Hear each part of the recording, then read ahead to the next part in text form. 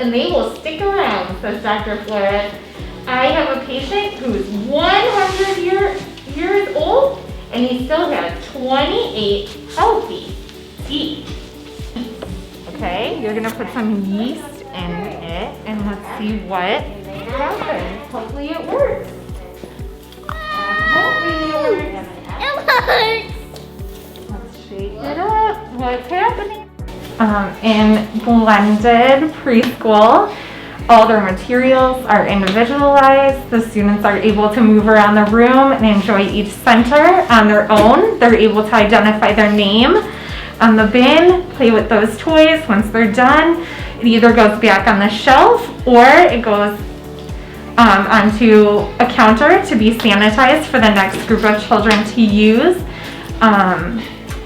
And they're able to move around the room on their own. They social distance, they keep their mask on. It's amazing to see 3, 4, and 5-year-olds able to follow the rules, and they're still able to interact while keeping that distance. And it's amazing to see how they adapt and are continuing to learn throughout the day. During small group time that you saw, the kids are broken down into their small groups and they enjoy different activities with a teacher, and they have their individual materials, and those go away to be sanitized for the next group of children to enjoy.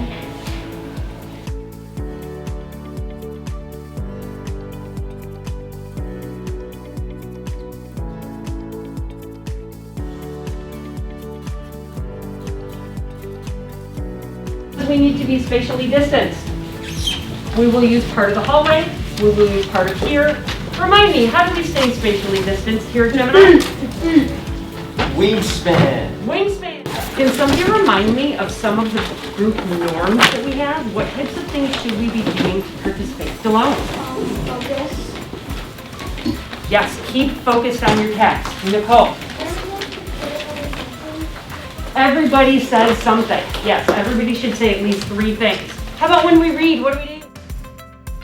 So things that are going really well with the in-person teaching, the kids have been really amazing about trying to keep themselves spatially distanced. They're super respectful and everything. But that's also one of the difficult things, is making sure they're kids. And so they want to, when they get in their groups, be real close to each other, make sure that they can hear each other. The masks, of course, make it harder to hear. But in terms of the way it's been running here, everything's been running really smoothly with getting kids in and out of the building.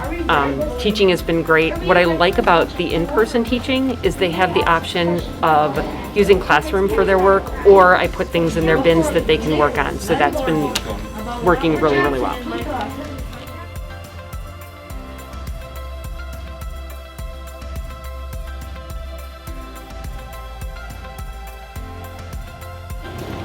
For all of these, you are recording your observations. What do you observe? What do you notice? What do you wonder? Here at Gemini, we're doing hybrid and remote learning. Both of them, we've been back for about 4 weeks, and they have been adjusting and starting to go really well. Some days are smooth and wonderful and full of wonderful learning experiences. Sometimes there are moments of frustration among teachers or students if something isn't necessarily through the ideal situation. However, the staff, everybody in the building is really just doing their best to make sure that students are having great experiences and continuing to learn. I personally teach 3 remote sections and 3 hybrid sessions. So for the hybrid sessions, I go from classroom to classroom, and then I teach a group of students in person. And then for the remote sessions, I go to a remote classroom where I'm set up on a computer and I teach a group of students that are at home.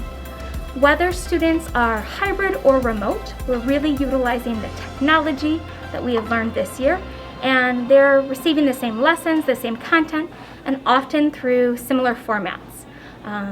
We've also sent home some materials for both the students at home and saved some materials here for students in school. So we're really making sure that they are getting the best of both worlds. Today, we are going to work on I will be able to make observations, predictions, and develop questions about the movements of some surprising devices. So, now you can go ahead and open your computers. Hi, Miss Merkel. How are you? Good. Blended learning is going. Hi, Tyler. Okay.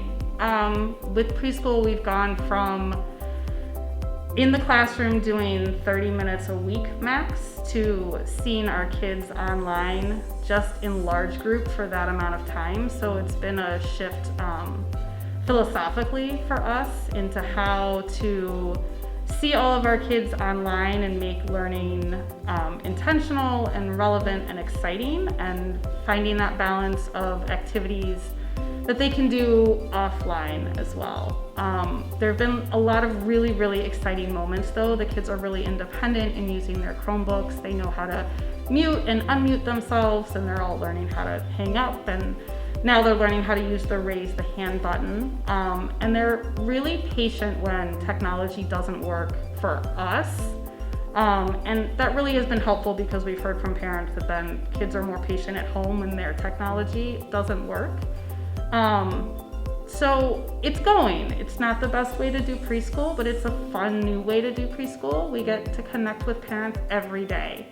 And I really appreciate that. I get insight into what home life is like, and parents are asking really great questions that I think if we were in the classroom, they might not think to ask or might not want to ask because they're not seeing that learning happening in real time. Oh no, there's a fire!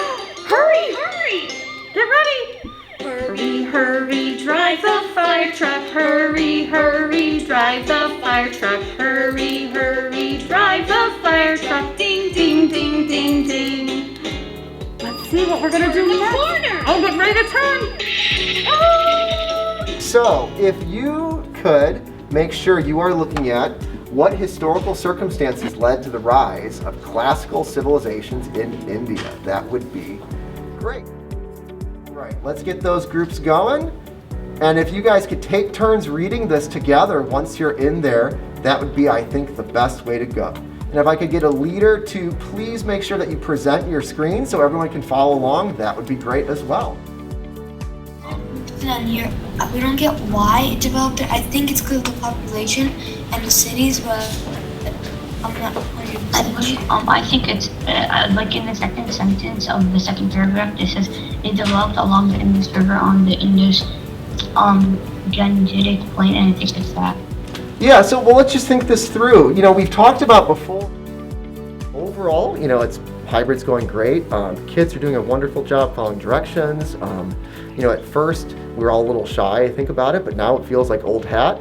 And you know, it's just good to be back. The kids are enjoying working with each other in class, but also through breakout rooms at home. It's going really well. You know, I feel like we found a way to do everything we want to, either at school or on the computer. That technology has allowed us, nothing's standing in our way at this point, right? We've been successful, I think, doing what we want to do. I don't think there's been anything I thought of that I want to do in class that I couldn't. So, you know, between our awesome tech department and great kids, I think we've made it work really well. Parents, I can say, well, I'm sorry, there was snow on the road, I got rear-ended by another car, right? My kids were screaming at me. You know, it's just been a morning. You might say, okay, under these circumstances, it's okay, right? So I want you to think about circumstances, and I want you to think about what circumstances led you to go to this school? What was